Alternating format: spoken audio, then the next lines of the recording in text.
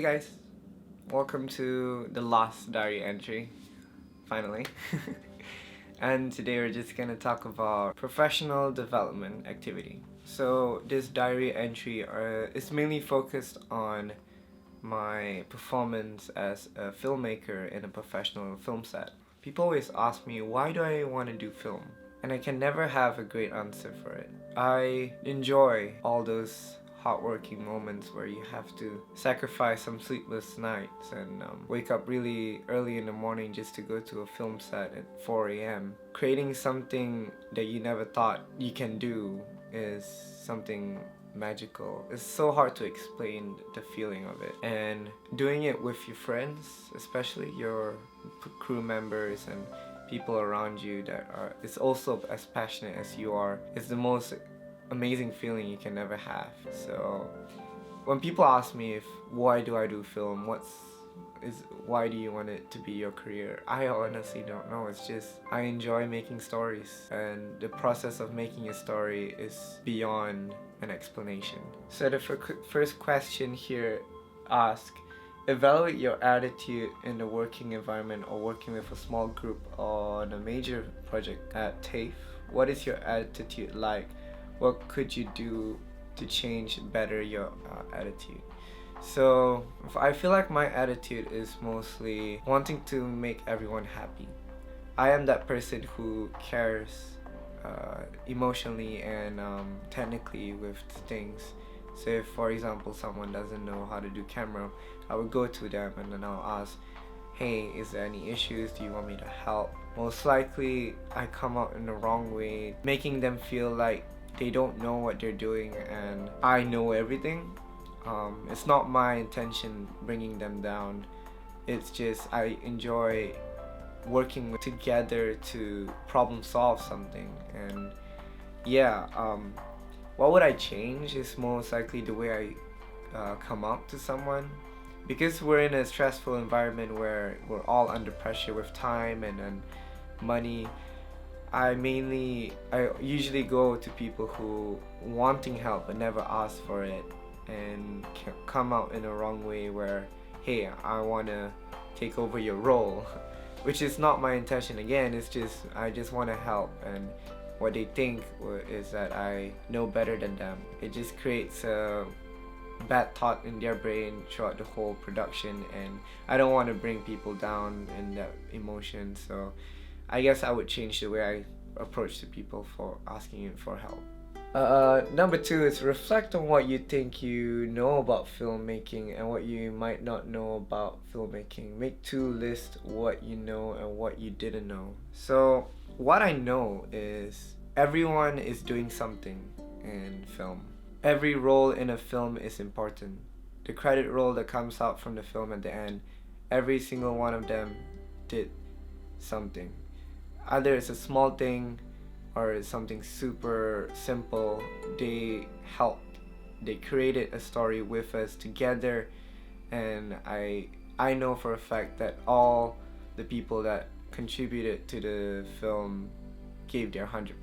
The second thing I know about film is not everyone is the same, and that's good. Different people give different kind of creative ways of solving things, and you have to adapt to it, and you have to think creatively sometimes and accept that they're different instead of fighting against them. If you know for a fact that that person is different personally, on a film set he could be or she could be a different kind of person out of nowhere, and you will get the best outcome from it if you don't fight it.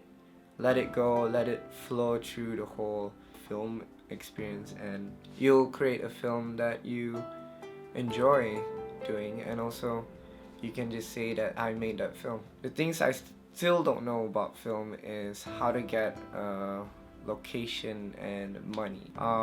With the TAFE project, we have financial department where we ask for money for a budget to create a film.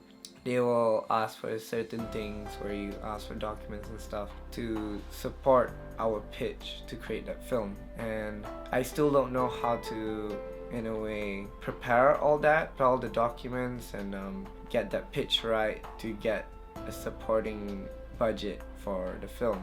And I don't know how to collaborate with people. I know it's easy as asking and just doing it and learning, but I mainly feel like I don't know what to do in some situations. Where when I was a producer for like one of the small shoot that we practice, I know how to work as a team, but I don't know how to manage them. It's really hard to explain in a way. It's sort of that moment where putting stuff on paper is not as easy as you think. Creating a plan to make sure everything goes well, and it doesn't follow the plan. If I schedule things, nothing goes to plan, and it's mostly on the day that you have to solve the issue. And that's great. I mean, I love problem solving. So looking at the list number 2, write down, tell us some ways you could target those things you don't know. Could you ask someone in the industry to explain? Could you do a course? Could you do work experience? Like I said, as a producer, I don't know how to create all those documents. I will most likely reach out to someone who has experience, either a friend or someone professional. I will ask them, if I want this location, what would I do? How do I ask? And what kind of money should I start negotiating? But I think most likely it's usually just go for it, you just email them, you just start asking, because you're a human being, you're not perfect, and they should know that. And once you do something for the first time, you will get used to it for the next time. So if you fail on the first time, you get better on the next time, knowing that you don't have to do the same way you did the first time. It's those process of learning, I think, that I need to do. Have more courage in doing new things that scares me. And personally, directing scares the shit out of me, because you are working with actors and you're creating the story.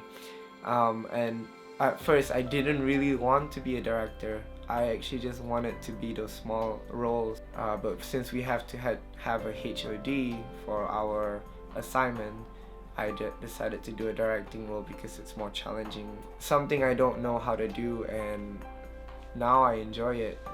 But I'm not sure if I'll continue as a director. I still need to get some feedback from my crew members and actors on how I've done on this film set. From there, I'll probably figure out if I really want to do directing. So list what you think the expectation will be of you when you first start out in the industry. What are some of the things you think your first job expect from you as an employee? So I'll expect when I get out from TAFE is I'll be a PA. Most likely, I'll probably be a production assistant for the film set, and most likely be on helping out with carrying stuff or getting coffee for certain people and stuff. I know it's not the best role, but I think I would probably enjoy it because I like helping people. I like voluntarily help people, and PAs are usually that kind of people where you go and you help. And my first real job will be being a PA for a film set. But to aim a lower expectation, I'll probably aim for runners or grip assistants and small roles like that for under camera department or something like that. Because I myself believe that I know everything in the film technically, like the technical way. I know how to do camera, I know how to do sound, and I know how to do directing. I understand how a producer works. I know how to do lighting. I know how to fix things with grips. I know electricity and stuff. Since I'm a quick learner, I tend to do things. I tend to learn new things on a film set, and that's the exciting part of being in a film set. You learn things that you never thought you would learn, and from there, it became a growth, I guess, for myself. Like I slowly grow as a person when I'm in a film set, because you experience things that are new and it's exciting. Discuss 2 ways you think you could display that you are a team player in the film and television industry. So first of all, the first way to introduce yourself as a good team player, I would say always forgive and forget, but learn. What that means is when you make a mistake, no one wants to know your excuse. Some people might want to know the reason why you made that mistake, but most likely they just want to get it done with and just move on. So as easy as saying sorry, I fucked up, I promise I won't do it again, and just learn from it. It's the best attitude to have on a film set. No one has time to listen to your excuses, and they just want to see how you handle mistakes that well. So because everyone is not perfect, you know, everyone make mistakes, and most likely you'll get some people that understand that you are not perfect, you're human, and if you make a mistake, say that you're sorry and just move on. But don't say sorry and act like it's not your fault. It's sort of, you have to have some responsibility on that mistake to actually show that you care. Having that kind of attitude will eventually make everyone enjoy working with you. And the second way of doing it is listen. Listening on the film set is really, really important. When doing a brief about the whole scene that you're gonna do, listening to a blocking, knowing where the actors will be, where the camera might be, and what the first AD will tell you, listening to every instruction is really important. Because if that person has been telling everyone this like certain safety instruction, for example, and you ask again or you make that hazard situation, people won't think that you are listening. And most likely you aren't listening because you're, I don't know, in your own world and not focusing on stuff. In a film set, people like to have people who actually listens and communicate well. Having a good ear, no offense to the people who are half deaf or something, but listening carefully to instructions are very important in a film set. What opportunities do you expect you will be available for you in the film television in the future in Western Australia? In Western Australia, films aren't that popular in my opinion. Small short films in Perth mainly in Western Australia, they are usually independent people who create a story, build a team and start filming. And most likely it's just, you know, students that just came out from a film school, or probably people who just wants to create stories. And most likely you gotta try to get that connection. You gotta ask, hey, if you need help, I'm available and I can do this. So having that connection will give more higher opportunities to be in a film set. Whether it's like the most small budget film set or if it's a huge film set, people will remember you and you will get recognized more. Not in a way that, oh my gosh, that's Arif, he can do this and that. It's most likely like, I need a crew. I remember that guy, he was useful, Arif, I'm gonna call him.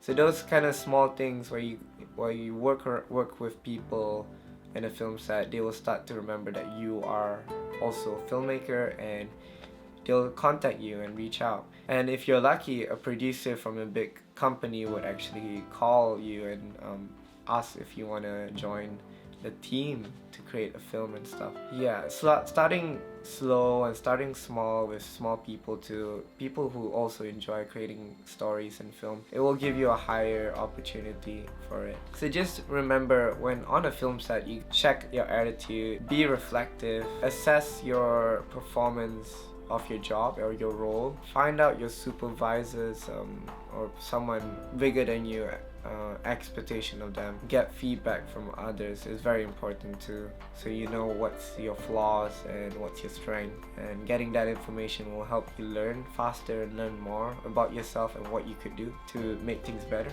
Be a team player. I'm not sure how someone can't be a team player.